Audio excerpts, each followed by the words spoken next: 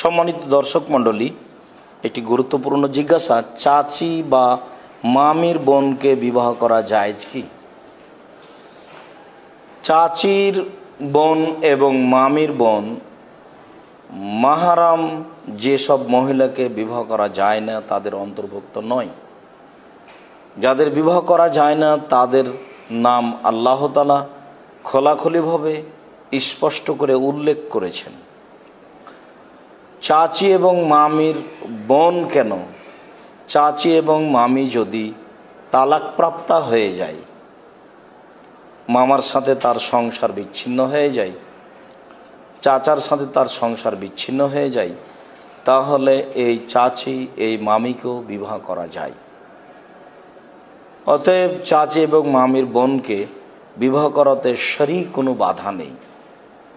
আল্লাহ তাআলা যেসব মহিলাদেরকে বিবাহ করতে নিষেধ করেছেন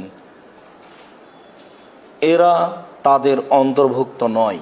আল্লাহ তাআলা সূরা নেসার 23 নম্বর আয়াতে যাদেরকে বিবাহ করা যাবে না তাদেরকে খুব স্পষ্টভাবে উল্লেখ করেছেন।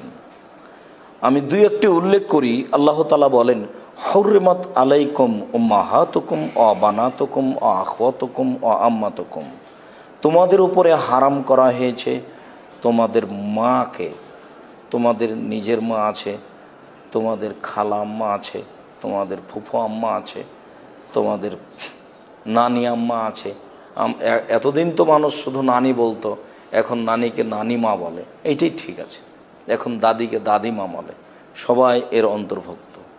ও বানাতকুম, তোমাদের মেয়ে, ও আখওয়াতকুম, তোমাদের বোন, ও আম্মাতকুম, তোমাদের ফুফু, ও খালাতকুম, তোমাদের খালা, ও বানাতুল আখে, তোমাদের ভাইয়ের মেয়ে, নিজ ভাতিজি, ও বানাতুল উখতে, বোনের মেয়ে, ও মাহাতুকুমাল্লাতি আর জানাকুম, আর ওইসব মহিলা যারা তোমাদেরকে দুধ পান করিয়েছে।